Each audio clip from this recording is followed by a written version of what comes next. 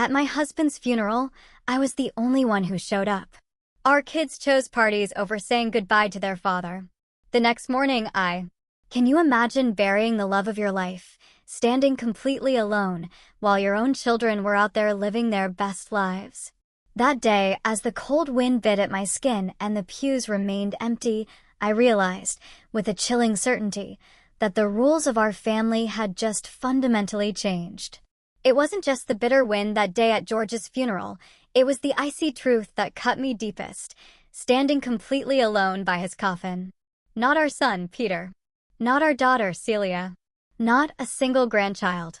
Just me in that stark, empty chapel courtyard. The funeral director, a kind but visibly uncomfortable man, kept glancing at the empty seats, then back at my face. He cleared his throat twice. "Would you like us to wait a few more minutes, Mrs. Holloway?" he asked, his voice soft. "One more minute?" I just shook my head. "No," I told him, my voice steady start. George would have hated a delay. He was a man of habit, you know? Punctual to a fault, even in his last days. Pills by the clock, the evening news at 6 sharp, his slippers folded side by side before bed. A man of dignity. And now? A man laid to rest utterly alone.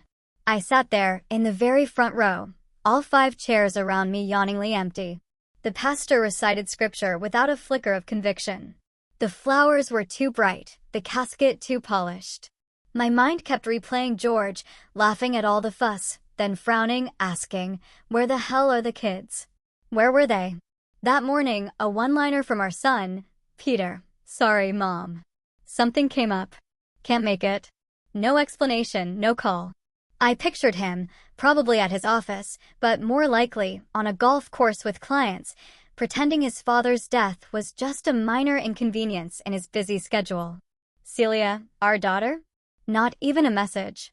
Just a breezy voicemail from 2 days before, light as a spring breeze. "Mom, I really can't cancel my nail appointment, and you know how anxious I get with reschedules. Tell Dad I'll visit him next week." Next week? As if dead men wait. After the service, I walked alone behind the pallbearers. I didn't cry. Not because I wasn't grieving. God, I'd been grieving for months, watching him fade, but because there's a kind of sorrow so profound, it just sits motionless inside you, heavy as an anchor. That day, I was already buried under it. The cemetery was almost deserted. An old groundskeeper watched from a distance, hand resting on a spade. The coffin was lowered. Prayers whispered. Dust met wood. Wood met silence. I stood there for a long time after everyone else left, my heels sinking slightly into the earth. The wind caught my coat, swirling around me. The headstone would come later, for now, just a simple plaque with George's name. George Holloway, beloved husband, father, forgotten. The words stuck in my mind, a jagged stone in my shoe. Forgotten. Back home, the quiet roared. His recliner sat untouched, his slippers still side by side. The TV remote where he'd last left it. I stared at it for what felt like an eternity. Then I walked to the kitchen, pulled out a bottle of wine, a good one, from the cabinet I always saved for guests, and poured a glass. I took out my phone. I don't often scroll, but some morbid curiosity, told me to look. Celia's profile was public, of course. 2 hours ago, there she was, a picture of her and 3 girlfriends, drinks in hand, mid-laugh. Caption: Girls' Brunch. Bottomless mimosas. Living our best lives. Peter had posted too. A snapshot of the 9th hole, his new driver glinting in the sun. Killer swing. Perfect weather. Deals made. I stared until the screen blurred. Then I turned off the phone, took another sip of wine, and looked at the photo on the wall.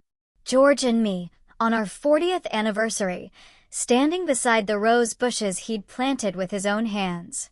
They used to bloom in such a vibrant red. Now, they were bare. Tomorrow, I thought, the words a silent, steel resolve. Tomorrow, I'll call the lawyer. I'd make changes. Quietly. With the same dignity George lived with. Because if I was the only one to show up for his last goodbye, then I would be the only one to carry out his final will. And theirs. That evening, I sat alone in our kitchen, The same room where George used to peel apples with the precision of a surgeon, slicing them into neat little crescents and lining them on a plate. He'd always offer me the best piece, the one with the most sunshine, he'd call it. Now, the fruit bowl sat untouched, a couple of overripe pears sagging under their own skin. The silence wasn't unfamiliar. George had been gone for nearly 2 weeks before the funeral, and those days had already started teaching me the shape of solitude. But tonight, it pressed harder, louder, crueler. I couldn't stop thinking about the empty chairs, about Celia's message, or rather, the glaring absence of one. Had I raised a daughter who could watch her father be lowered into the ground from the comfort of a brunch table? Had I failed her? Or had she failed something inside herself that could no longer be recovered? Peter's text was still there. No punctuation, no warmth, just a flat rejection in black and white. Something came up. Was it shame, indifference, or that casual cruelty you don't even recognize until it's too late? I poured another glass of wine. Not out of sorrow, but out of a sudden, searing clarity. I walked down the hallway to our bedroom, opened the top drawer of George's desk. His things were still organized the same way: envelopes, spare keys, an old stamp book. I reached behind the files and pulled out the folder I kept hidden behind everything else, thin, neat, sealed with a rubber band. It was labeled estate. Inside were copies of our will, a list of beneficiaries, our instructions for what should happen to the house, the car, the accounts, even the antique clock George's grandfather had brought from Dublin. Everything had been prepared, reviewed by our lawyer 2 years ago, with love and foresight. I sat on the edge of the bed and opened the file. Peter was listed as co-beneficiary of the main investment account, the one that held nearly $300,000, accumulated over a lifetime of work and frugal choices. He and Celia were both included in the house transfer clause. Even the lake cabin, the one they never visited anymore, but always asked about when taxes came due, was earmarked for them. I held the pages in my hand, my fingers trembling. Not from age, but from something deeper. Betrayal has a pulse, and mine was thrumming in my ears. I rose and walked to the closet, pulling out a canvas storage bin. Inside were all the old photos, family reunions, birthdays, holidays. George holding the kids when they were small, me on the porch laughing, Celia tugging at my sleeve, Peter asleep in George's lap, a book fallen open across his chest. We were once a family. And maybe I had been too naive to see how far that family had drifted. Maybe love doesn't erode in a storm. Maybe it fades like wallpaper in the sun, quietly, until one day you no longer recognize the pattern. I picked up a photo of George and Peter fishing. Peter must have been 12. George had his arm around him, pointing at something in the water, his smile full and soft. That man had deserved more than an empty chapel. I put the photo down.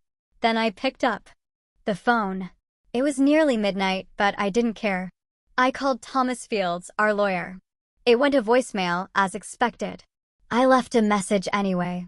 Thomas, it's May Holloway. I need to revise my will. Urgently. Call me in the morning. I ended the call and stood for a long moment by the window. The moonlight touched the top of the rose bushes outside. They had withered since George passed, not from neglect, but as if in sympathy. I knew I should prune them, give them room to bloom again. But not tonight. Tonight, I let the old petals fall. Tomorrow, I would begin cutting out what no longer belonged. The lawyer's office smelled like old books and eucalyptus polish. The kind of place where time felt dense and silence had a particular weight. Thomas Fields had known George and me for over 30 years. He handled our first mortgage, George's business license, the deed to the lake house, and eventually, our estate plan.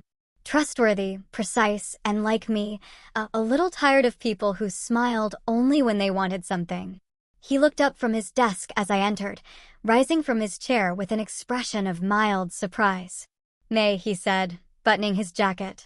You're here early. It couldn't wait, I answered, settling into the leather chair opposite him.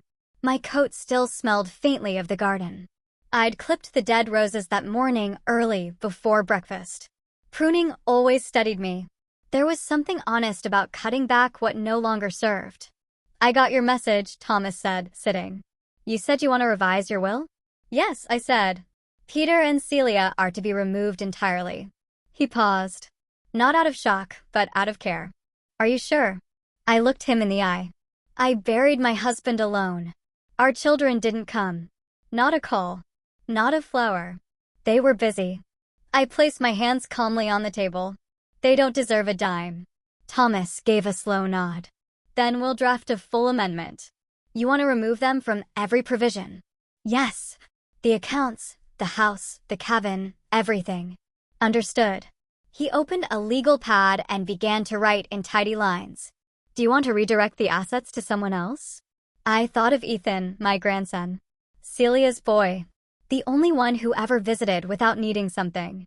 Who mowed my lawn in July, not because he was asked, but because he said I shouldn't be sweating out there. Who brought me library books and asked my opinion on them.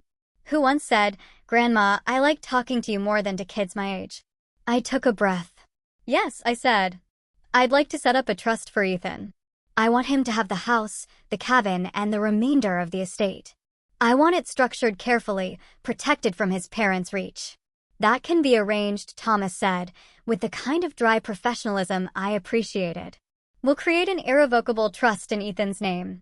He won't have full access until he's 30, unless for education or medical expenses.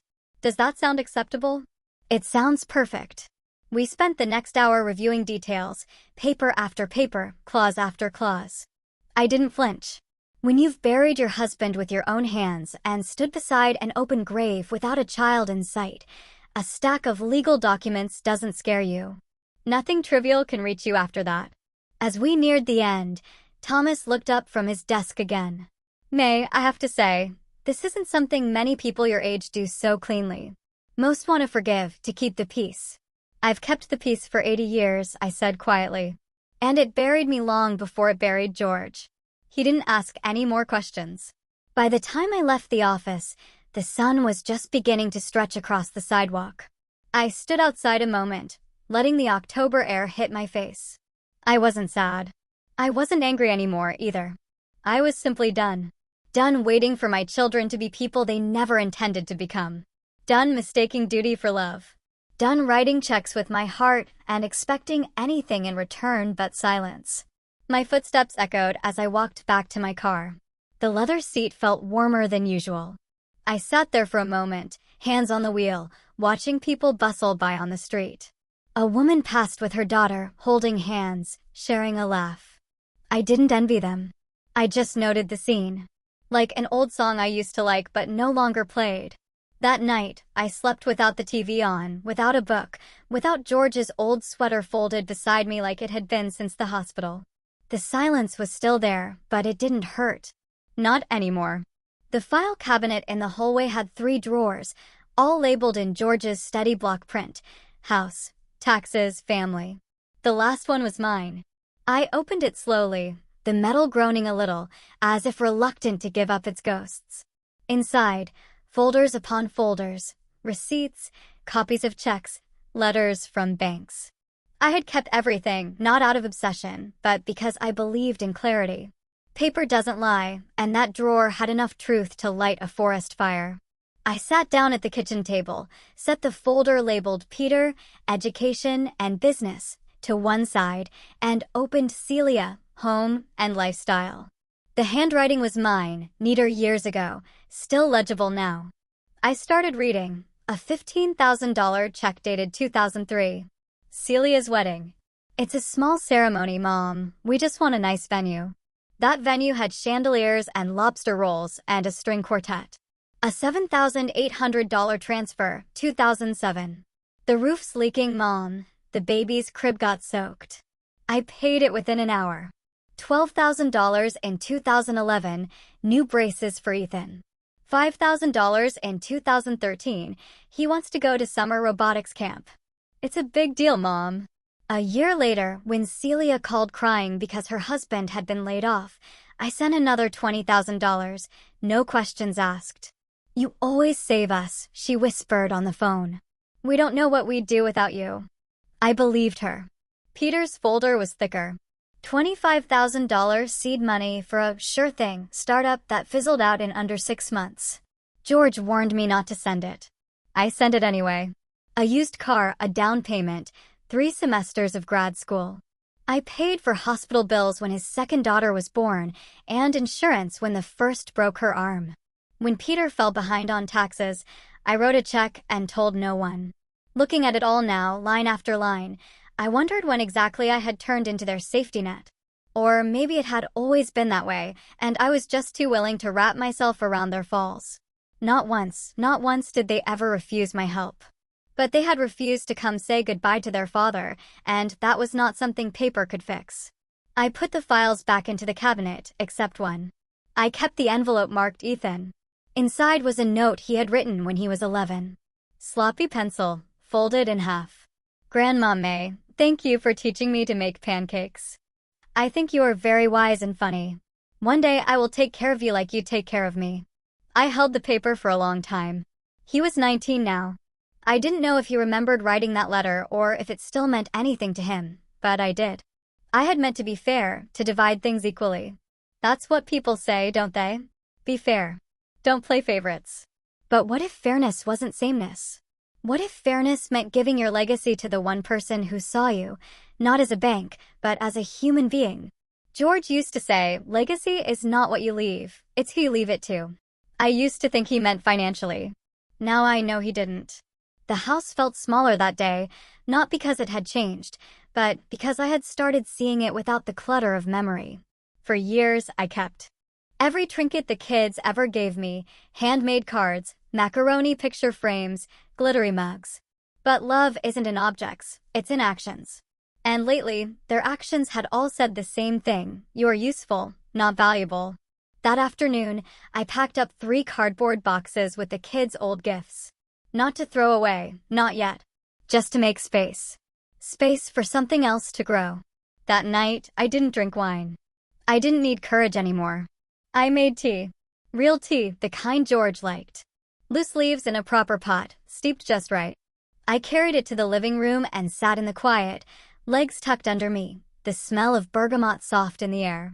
And for the first time in a long while, I felt the beginning of peace. The call came just past noon. A voice I hadn't heard in months. Soft, almost tentative. Grandma? Ethan? I closed the ledger in front of me. I'd been reviewing the utility bills, preparing to close out some services on the lake cabin. The one Peter never used, but always called an asset. It wasn't an asset anymore. Not to him.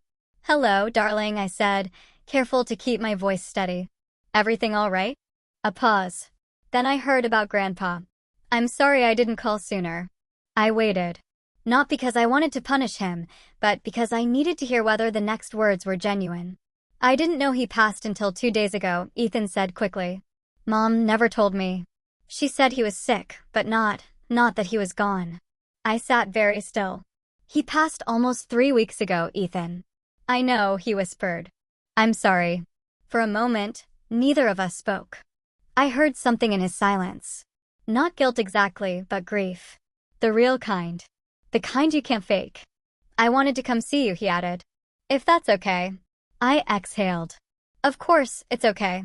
He arrived an hour later, taller than I remembered, a little unshaven, smelling faintly of clean laundry and stress.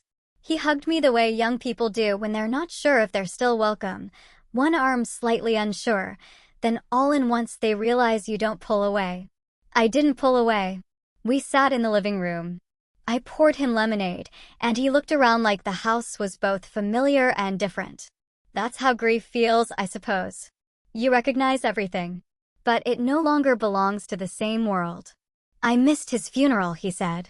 And I'll never forgive myself for that. You weren't the one who chose to miss it, I said gently.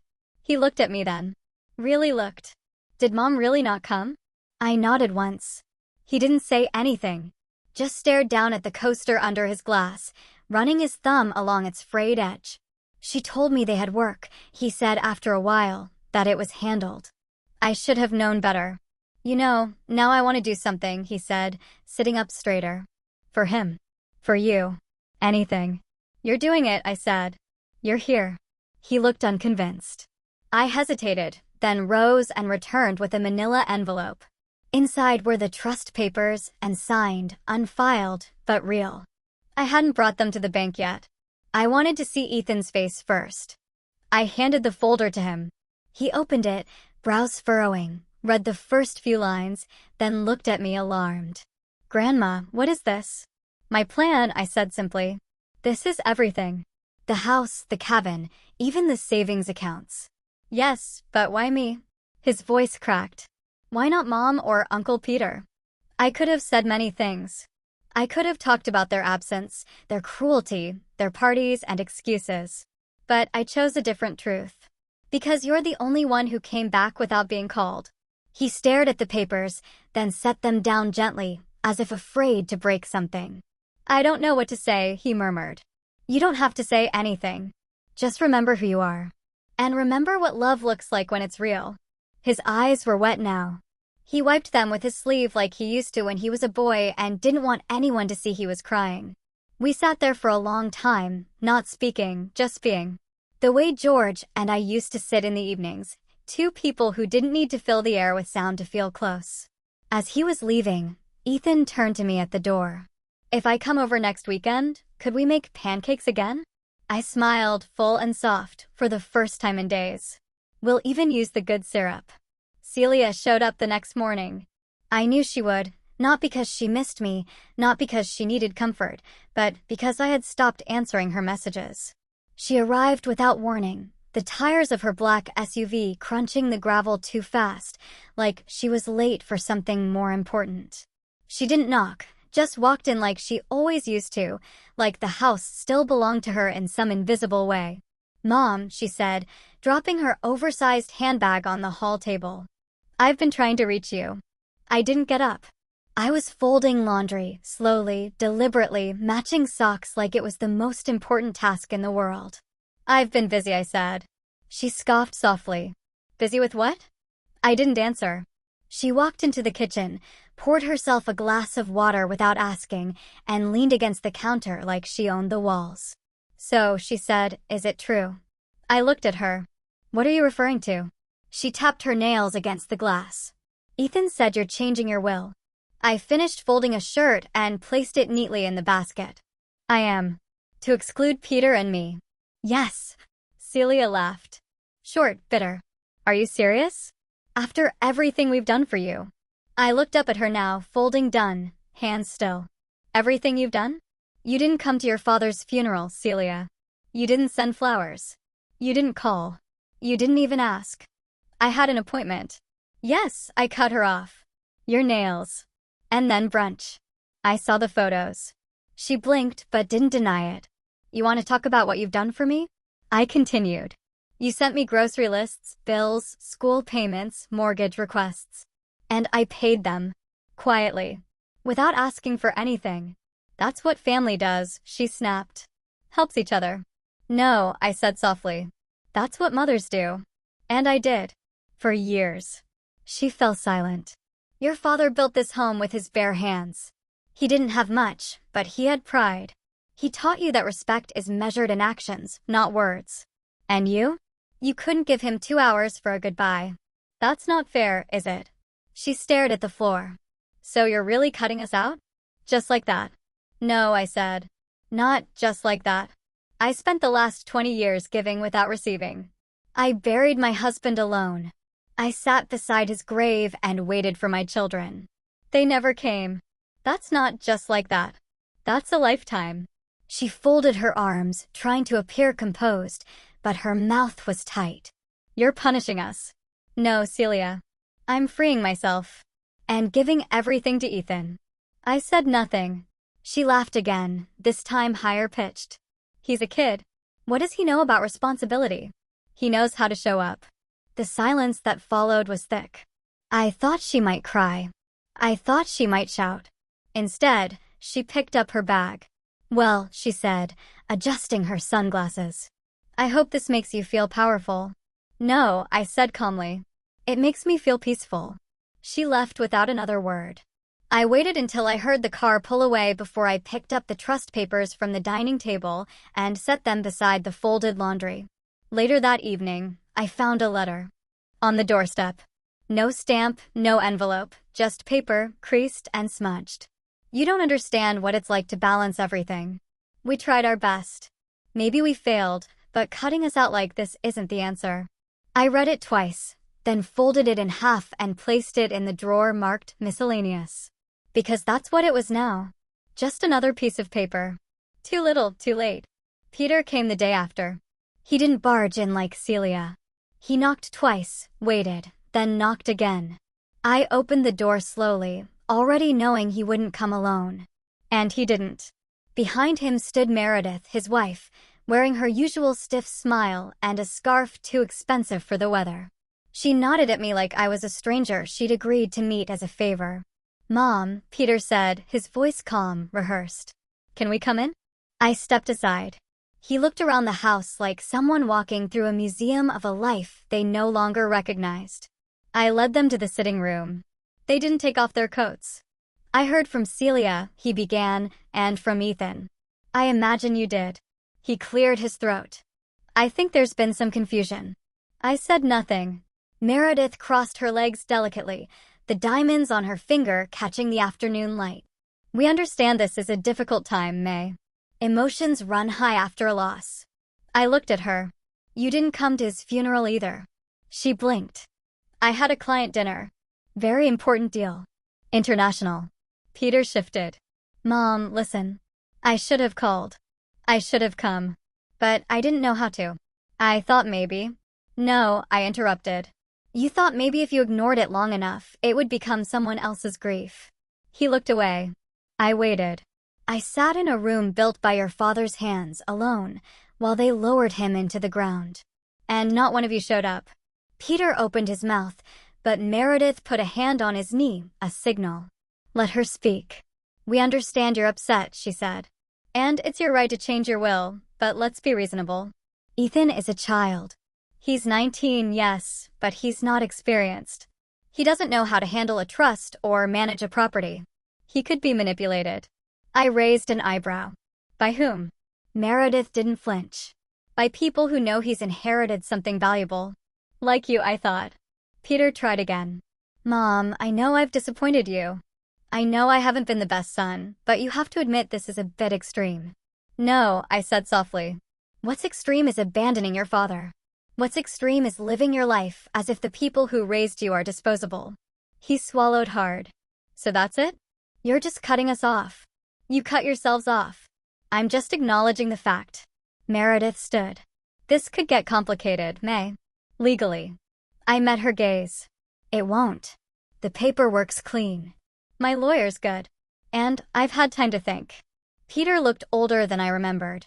Thinner at the temples, eyes hollow. "I thought you forgave people." "I do," I said. "But forgiveness doesn't mean access." They didn't argue after that. They stood, thanked me with forced politeness, and left. Only after the door closed did I feel the tremor in my hands. Not fear. Not doubt. Release. I sat by the window for a long time, watching the last light bleed out of the sky. The roses were almost bare now. Winter was close. George would have said, "They'll bloom again." And they would. But not for everyone. The bank smelled like lemon cleaner and quiet power. The kind of place where old money moved slowly and nobody raised their voice. I hadn't been inside in nearly a year, but they remembered me. Mrs. Holloway, the receptionist said, standing immediately. "Mr. Jansen will be right with you." I nodded politely and waited by the tall windows overlooking Main Street. Outside, people moved through their errands, heads down, busy. Inside, the world felt still, like something important was always just about to happen. Mr. Jansen, Richard, came out a minute later, as sharp as ever in his tailored suit. He looked like someone who'd never spilled coffee in his life. "May," he greeted warmly, shaking my hand. "I was surprised by your message." "Good," I said. "Surprise is good." He smiled, unsure, and led me to his office. Glass walls, a walnut desk, a single framed photo of his dog. George would have liked that. One honest face in a room full of finance. "I understand you want to make some changes," he said, opening my account file. "I already made them," I replied. "I'm here to ensure they're carried through without delay." He looked over the notes, eyebrows lifting as he read. You've revoked all linked transfers, removed Peter and Celia as beneficiaries, set up an irrevocable trust in Ethan's name. That's a significant shift. I'm a significant woman, I said. He chuckled. Yes, you are. I leaned forward slightly. I want safeguards, Richard. Ironclad. No appeals. No family representatives twisting his arm 5 years from now when they realize what they lost. We can structure the trust to prevent that. The disbursements will be controlled, contingent on educational use, housing, or health care until he's 30. After that, full access, but still protected. Would you like a co-trustee? No, I said. Ethan can have a financial advisor if he wants one, but the decisions are his. I trust him more than I trust lawyers. That wasn't a slight against Richard, just a truth. He adjusted his glasses. You understand? This can't be undone easily. I don't want it undone. We went through everything. Signatures, dates, final confirmations. It felt like building something. Not a house, not a business. Something quieter, stronger. A boundary that wouldn't bend with guilt or grow soft with time. Before I left, Richard folded his hands on the desk. May, if I may ask, and you can absolutely tell me it's none of my business, but are you doing this out of anger? I considered the question. No, I said. I'm doing it out of clarity. He nodded slowly. That's rare. No, I said again, more gently this time. It's just late. When I stepped out into the afternoon light, it felt different. Cleaner somehow. Lighter. Across the street was a coffee shop George and I used to visit after errands. I hadn't been there in years. The place had changed. Younger staff, louder music. But I walked in anyway and ordered a cappuccino. I sat near the window, watching the street. A woman in her 30s walked by, pushing a stroller, her coat flapping open in the wind. She looked tired, determined, familiar. I sipped my coffee slowly. No phone in my hand, no urgency. Just a cup, a chair, a full hour that belonged to no one but me. They always said this stage of life would be quiet. They didn't say how loud the peace could feel. Lorraine Campbell lived 2 houses down and had done so since 1972. She and I weren't the type of women who called each other best friends, but we'd shared enough cups of tea and traded enough knowing glances over our fences that the silence between us had become a kind of language. She knocked around 5, carrying a tin of lemon shortbread and her usual gentle nosiness. I saw Peter's car here yesterday, she said as soon as I opened the door. Did he bring flowers or just excuses? Neither, I said, stepping aside to let her in. He brought his wife and a suit. Oh, she said, and that one word was drenched in judgment. We sat in the living room and I poured her tea, chamomile for her, strong black for me. She placed the tin between us on the coffee table and didn't open it yet. She waited. I told them, I said. Everything. That they're out. Of the will. That Ethan is the only one who ever came back without being asked. Lorraine let out a long breath.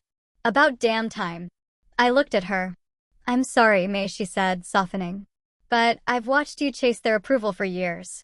Babysitting when you had your own doctor's appointments, writing checks while they took cruises, smiling when they forgot birthdays. I kept thinking she'll snap one day.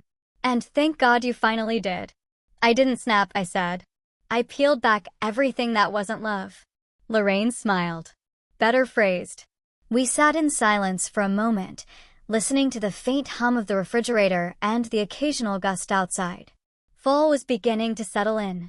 The kind of fall that smelled like old leaves and the edge of something ending. Do you regret it? She asked eventually. I shook my head. I regret not doing it sooner. She opened the tin finally. The shortbread was perfect. Crisp edges dusted with sugar, buttery and soft in the middle. We each took one and chewed thoughtfully. You know, she said, my niece tried to get me to sell this house last spring. Said it was too much for me. That I should move to one of those senior villas near the lake. Everything's done for you, Auntie, she said. Laundry, meals, even group outings. And what did you say? I said I'd rather die in a house full of chipped mugs and my own silence than live in a place that smelled like bleach and other people's boredom. I laughed. A small, real laugh that came up from somewhere steady. Lorraine leaned in. You and I, We come from a generation that knows what endurance costs. We wore our spines down. Raising people who think love is measured in gifts and gratitude is optional. I nodded. You're not cruel, May, she added. They'll say you are. They'll whisper about how she cut off her own children. But what they won't say is that you were also the one who kept them afloat through every storm, even when they didn't bother to ask if you were drowning. I blinked hard, but nothing fell. We talked for another hour about her garden, the state of the neighborhood, the squirrels chewing on her gutter again. When she left, I hugged her longer than usual. That night, I didn't turn on the television. I pulled out an old letter George had written to me during his first business trip, tucked into a drawer I hadn't opened in years. May, this house is never empty with you in it. You are the roof, the floorboards, and the lock on the door. Even when it feels like no one sees you, I do. I read it 3 times before sliding it back into the envelope. The house was quiet, but not empty. Not anymore. It started with a walk. A simple, unremarkable act, but for me, it was the first one taken without a reason tied to someone else. Not to fetch prescriptions, not to bring a casserole, not to return a dish I didn't ask to borrow. I just wanted to walk. The morning was brisk, not cold, the kind of air that sharpened your lungs but didn't bite your skin. I wore George's old windbreaker, a size too big, frayed at the cuffs, and felt oddly comforted by its weight. I walked the neighborhood slowly, not like someone exercising, but like someone remembering what still belongs to her. The Mapletons' house still had the same blue shutters. The Wilsons' porch swing creaked the same way it did when George used to say, "We should fix ours before that one finally falls." He never did. Neither did they. At the park, I sat on a bench under the old elm tree. The one that had split in a storm back in '99. It still leaned slightly, stubborn and alive. Across the path, 2 young mothers pushed strollers, chatting about sleep training and preschools. They didn't glance at me, and I didn't mind. I wasn't part of their world anymore. I didn't want to be. A woman sat down on the other end of my bench, maybe in her 40s. She had that tired but functioning look I remembered from my own middle years. The kind of woman who makes 5 lists a day but forgets what she walked into the room for. We sat in silence for a few minutes. Then she said, not looking at me, "You come here often?" "Used to," I said. "Before people stopped needing rides and casseroles." She laughed softly. "That sounds nice." We didn't exchange names. We didn't need to. "I'm here to clear my head," she said. "My daughter told me yesterday that she doesn't think she wants kids. Said she's not sure she sees the point." I raised my eyebrows. "What did you say?" I told her I didn't see the point of her 5 tattoos, but I managed to keep that to myself. I smiled. "You didn't keep it to yourself, though, did you?" She laughed again, more freely this time. "No, I didn't." We talked for 15 minutes about nothing important and everything that mattered. She left first, waving a little. I watched her disappear around the curve of the trail, and I felt something strange in my chest. A small opening, like the cracking of a long frozen door. That night, I made dinner just for myself. Not quick food, not leftovers. A full meal. I set the table, used the good dishes, lit a candle. I played the radio softly in the background, the same station George liked, even if they talked more than they played music now. And I ate in silence. Not lonely, but alone. There's a difference. Afterward, I walked into the den and looked around. The room had always been George's space. Papers, books, half-finished crossword puzzles. I hadn't touched much since he passed, but tonight I did. I dusted, opened the windows, aired it out. Then I sat at his desk and wrote a letter to myself. Just a few lines. "You are not invisible. You are not a burden. You are not required to earn peace through exhaustion." I folded the paper and tucked it into the drawer beside his last crossword. Half done. The answer to 14 down, still blank. The clue was end of one chapter, start of another. I didn't need to know the answer. I was already living it. The envelope had his handwriting. I recognized it instantly. Slightly tilted. Careful block letters with uneven spacing. Ethan had always pressed too hard with his pen, as if the words wouldn't count unless they left a dent. It arrived 3 days after our conversation, tucked between a credit card offer and a grocery flyer. I brought it inside, set it on the kitchen counter, and stared at it while my kettle boiled. I didn't open it right away. I let it sit there, the way I used to let my birthday card sit unopened on the mantel until after dinner, prolonging the mystery. When the tea was ready, I sat down and opened the envelope. "Dear Grandma," it began. I wanted to write this instead of texting. I know I could have just said it last time I saw you, but I was still trying to find the right words. And now, after thinking about it for a few days, I don't think there are perfect words. So here are the honest ones. Thank you. Not just for the trust or the house or the cabin, though I know what a big thing that is. But for something else. For being the one person in this family who never asked me to be anything but exactly who I am. You've always made space for me. Even when my parents were pushing me to be more polished, more ambitious, more, I don't know, strategic. You were never strategic. You were just real. I didn't know Grandpa was sick. I didn't know he died. I still don't really know how to process that. And I'm sorry. I would have been there. You know I would have. And I'm so angry at Mom for not telling me, for assuming it didn't matter. I don't know what made you choose me, but I promise I won't waste it. I'm not going to let you down. I want to take care of this house, Grandma. I want to learn what you and Grandpa built. I want to understand the kind of strength it takes to keep showing up when no one else does. I love you. I don't say that enough, but I do. I always have. I read it 3 times. Once with my eyes dry. Once with my hand on my chest. Once with tears sliding silently down my jaw. Then I set the letter on the mantel and stood in front of it as if it were something sacred. Because in this house, letters like that were rare. Not because love didn't exist, but because it had gone too long unspoken, assumed, stretched thin. I didn't need the money I'd set aside. Not anymore. But I needed this. I needed to know that something I'd done, some small, quiet investment of time and tenderness, had not been swallowed whole by ungrateful children and performative holidays. That night, I sat in George's chair and watched the shadows move across the floor as the sun dipped behind the maple trees. Ethan was the kind of man George would have respected. Not loud, not pushy, but steady, curious, present. That last one mattered more than anything now. Being present. Not just showing up, but seeing. I knew he wouldn't waste the trust.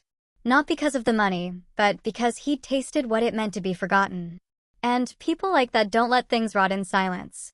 He'd plant something with it. He'd remember. I closed my eyes and listened to the soft creak of the house as the temperature dropped. Wood shifting, settling, breathing. It was a sound I'd once found lonely. Now it sounded like life continuing. Like legacy whispering back. Evenings had a new rhythm now.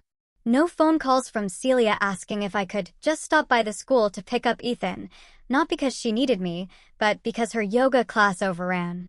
No messages from Peter wondering if I'd mind covering a surprise car repair, never urgent enough to justify the panic, but always just enough to apply pressure. The silence had become gentle. That evening, I set the table for one. Not because I was lonely, but because I finally understood the difference between eating and being fed. I made roast chicken. Real roast, not frozen, not microwaved. Potatoes, too. I used rosemary from the garden George had planted back when we still believed weekends were for laughter and not errands. I lit a candle. I didn't need it, but I wanted it. Halfway through dinner, the house was so quiet I could hear the ticking of the clock in the hallway. I remembered that clock from the first apartment George and I ever rented. How loud it had sounded when we lay awake at night with no money, no insurance, no real plan except each other. He always said, "We'll build something, even if it's slow." It was slow, and it was beautiful. After dinner, I washed the dishes slowly. Not rushed, not multitasking, not thinking about whether someone else would need the kitchen next. I dried them, put them away. And then I did something I hadn't done in decades. I danced. Not well. Not long. But enough. I turned on the record player, the old one George had tried to fix 100 times until he gave up and told me it's got more charm with a scratch. He was right. It skipped every third line, and I still knew the lyrics. I danced in the living room, barefoot, my arms raised slightly, my body stiff in places I didn't remember ever being stiff. My knees reminded me that I was 79. But my heart? My heart was 20 again. I danced like nobody was watching because for once, nobody was. Not to judge, not to expect, not to wait until I stopped so they could hand me a bill or a need or a favor. Just me in the house I kept, in the quiet I earned. I paused only when I noticed the fireplace and used, cold, a layer of ash still from the last winter George was alive. I knelt, cleaned it out carefully, swept the old away. It felt like a ritual. Like something sacred. I found a small note tucked into a basket of kindling I hadn't touched in years. It was George's handwriting. Short, simple. Keep dancing. Even if it's just in the kitchen. The world will try to make you forget who you are. Don't let it. I sat back, hands covered in dust, tears welling, but not spilling. He had known, maybe not exactly how things would play out, but he had known what life would try to do to me. How it would try to make me smaller, more polite, more accommodating. And he had left this message like a trail marker in the woods. I sat there on the rug for a while, watching the empty hearth. Not empty, I corrected myself. Waiting. Later that night, I opened my bedroom window just an inch. Let the autumn air sweep in. The kind that smells like dying leaves and something cleaner underneath. I lay under the quilt I made back in '84, when George was still working long hours and the kids were in school, and I still thought exhaustion was a kind of virtue. Now I know better. Now I know peace is a better measure. My body was tired, but not in the old way. Not the way it used to be, when the weight of other people's needs settled into my spine like a second skeleton. This was good tired. Earned tired. The kind that comes after claiming something back. Not a throne. Not revenge. Just a name. Mine. I didn't expect her. When I opened the door and saw Meredith standing there alone, no car in sight, no Peter trailing behind with an apology rehearsed in a mirror, I felt a strange quiet fall over me. She was holding a pie. A store-bought pie. I raised an eyebrow. She offered a nervous smile. It's apple. I stepped aside. Not out of kindness. Not out of obligation. Just curiosity. She walked in like someone who had been inside before, but had never really looked around. Her eyes grazed the hallway. The pictures. The coat rack George built in 1981, the same one Peter once broke a peg off as a child and lied about. George never fixed it. Said it was part of the story now. Meredith stood in the kitchen awkwardly. I didn't offer her tea. Didn't tell her to sit. I let the silence do its work. Finally, she said, I didn't come to ask for anything. Good. I heard what happened. What you told Peter about the trust, the house, everything. I nodded. I know you probably don't believe me, she continued, her hands now clasped tightly in front of her. But I wanted to say thank you. That startled me. For what exactly? For not giving it to Peter. She looked up, and for the first time in all the years I'd known her, I saw something genuine, not filtered, not calculated. Peter never learned how to stand on his own, she said. He grew up with everything handled for him. I tried to keep up that illusion, but... She stopped. Eyes glassy now. You enabling it didn't help, but neither did I. And now it's just who he is. I said nothing. She went on. I know he blames you and Celia blames you, but what they don't say is that you were the one holding the whole thing together while they complained about the way you did it. I leaned against the counter, arms folded. So why are you telling me this now? Because I'm tired too, she whispered. We stood in that still kitchen for a long moment. No one moved. The pie sat untouched between us. She finally sat down. I want you to know I admired George, she said. He was kind to me, even when he didn't have a reason to be. And I know I never said thank you for everything you did. For the help, the money, the babysitting, the constant. Yes, I watched her. You didn't know me. Thanks. I said. But you owed him your presence when he left. This world. And you didn't show. She looked down. I know. There was no satisfaction in saying it. Just truth. Like brushing dust off a windowsill. She reached for her purse, not to leave, but to take something out. A small photo, worn at the edges. It was a picture of Ethan, maybe 5 years old, sitting on the swing in my backyard. I'd taken that photo on a Sunday. Meredith must have taken it from one of the Christmas cards I'd sent years ago. He loves you, she said. You know that, right? I nodded. I hope someday he loves someone like that, she added. And I hope he knows how rare it is. She stood, then straightened her coat. I won't take up more of your time, she said. But I wanted to say it before the story gets rewritten, before they turn you into the villain in their version. She walked to the door and opened it herself. The wind caught the edge of her scarf. For a second, she looked younger, less lacquered. Just a woman who had also spent a lifetime giving herself away to people who never saw it. She paused in the doorway. Don't let them take your peace, May, she said. They've taken enough. And then she was gone. I stood there a long time before I picked up the pie and placed it in the fridge. Not out of sentiment, just because it would be good with tea tomorrow. A week later, I got a letter from the attorney. Not an emergency, just a confirmation. The new documents were filed. The trust was active. Ethan's name now lived on every deed, every account. Every line where Peter and Celia's names used to be. It felt quiet.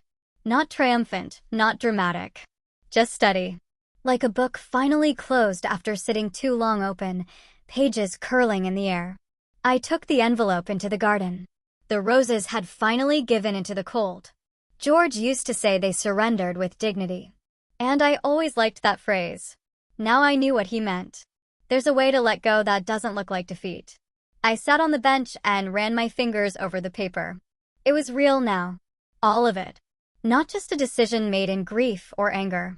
It had settled into me, into the house, into the garden. I had done what needed to be done. And strangely, I felt something else too. Not relief, not pride. Permission. Permission to start again, even if it was just with the small things. That afternoon, I brought out the sewing machine. It had been packed away since before George got sick. I cleared the table, oiled the wheel, threaded the bobbin with the same quiet care my mother once taught me. I didn't need to make anything important. I just wanted to hear the hum again. That soft, working rhythm that reminded me of women who kept going, no matter how much they carried. I made new curtains for the kitchen. They didn't match anything. Bright blue with clumsy white stitching. But they were mine. The next morning, I got up early and made pancakes. Real ones from scratch, not from a box. I set 2 plates on the table. I knew Ethan would come. He always came when he said he would. He arrived just after 9, carrying a bag of groceries I hadn't asked for. Just thought you might want something fresh, he said. I smiled. You want to learn how to make them today? Yeah, he said. I do. We cooked together. I showed him the trick to flipping without tearing. How to test the pan's heat with a drop of water. How to fold the batter without losing the air. He listened. Really listened. Not the way Peter used to, impatient, always looking for the shortcut. You're good at this, he said, biting into the first one. I've had time to practice, I said. He poured more syrup and grinned. You know, I think this place could be something. I looked at him. The house, he said. I don't just mean keeping it. I mean using it. Maybe for others, like a space for people who don't have a place to go. Or even a little garden workshop, teach people things. I felt something open inside me I didn't expect. Hope. Not the loud, desperate kind. The soft, patient kind. I think your grandfather would like that, I said. He nodded. Maybe I'll start with the porch. Needs fixing. You'll need real tools, I said. Not those college boy ones and plastic kits. He laughed. Guess you'll have to teach me that, too. We ate the rest in easy silence. After he left, I stood at the sink washing dishes. The window open. New curtains swaying gently. The wind smelled of dry leaves and something faintly sweet. Maybe cinnamon. Maybe memory. I looked out at the yard. The roses were gone for the season. The bench was cold. The trees stood bare but upright. And for the first time since the funeral, I felt no weight pressing down on me. Just the shape of what was next. Something Ethan would build. Something I had cleared the space for. The first snow fell lightly. Just a whisper of white dust across the yard. The kind that doesn't stick yet, but tells you the season has truly changed. I watched it from the back porch, wrapped in my thick cardigan, coffee in hand. Ethan was out front measuring the steps with a small level, mumbling to himself like George used to when he worked. It had been a month since I signed the papers. The world hadn't applauded. The sky hadn't opened. But something in me had shifted. A weight carried for decades was finally gone, and what replaced it was not anger, not victory, just space. I had made room for something new. The kids hadn't called again. Celia had sent one text, "I hope you're proud of what you've done." I hadn't responded. Peter's silence was longer, deeper. A void that no longer asked to be filled. I didn't chase them. Let them tell their version. Let them paint me cold. I'd lived long enough to know that people will always rewrite the truth to make their shame more comfortable. But I knew what happened. I knew what I gave. And I knew what I reclaimed. The truth didn't need to shout. It just needed to stand. Ethan knocked gently on the back door. "Grandma, you want to see the new railing?" I sat down my mug and followed him out front. He'd done well. Sanded, stained, sealed it against the weather. The porch, for the first time in years, looked like someone cared about it again. George would have said it leans a little to the left. I smiled. Ethan grinned. So does everyone in this family. I laughed real loud, a laugh that hadn't lived in me for a long time. He stood beside me, wiping his hands on a rag. I was thinking, maybe next spring, we could start a little garden out front. Not just flowers. Vegetables. Herbs. Something that grows. I looked at him and I saw not just the boy I used to tuck in, but the man who had chosen to show up. That sounds just right. We went inside. The cold starting to bite now. I made soup. He fixed the squeaky cabinet. I showed him where the breaker box was. He asked about the attic insulation. We filled the day with the small, necessary things that make a life. Not the kind you take pictures of, but the kind you miss when they're gone. That night, after he left, I wrote one more letter. Not for court, not for lawyers. For myself. To the woman I used to be. You tried longer than you should have. You bent yourself into shapes that didn't fit. Spoke gently when you should have stood tall. Gave when you should have said no. But you also loved fiercely. And that is not a mistake. Now you are free. Free to dance in kitchens. To plant something just for the pleasure of watching it grow. To say no without guilt. To say yes without fear. To give when it is deserved, not demanded. You are not cruel. You are not bitter. You are clear. And that finally is enough. I folded the letter and placed it in the same drawer where I'd once kept the old family photos. Not to hide it, just to know it was there. Like a lighthouse I had built myself. Before bed, I stepped outside one last time. The stars were sharp, the cold deeper now. I looked up at the sky and whispered he would have been proud. Not of the decision, not even of the strength, but of the fact that I had finally chosen peace. Not loud, not showy, just mine. So here's what I'll leave you with, you who have listened this far, who may have your own silences, your own aching rooms, your own unspoken boundaries. Do not wait for someone to hand you peace. Choose it. Do not confuse love with obligation. Do not confuse duty with worth. And if your house is full of noise, but no one hears you, make a new kind of quiet. One where you are no longer invisible. One where you do not have to disappear to feel safe. If this story found something true in you, share it, tell someone, or just hold it close and know it is never too late to come home to yourself.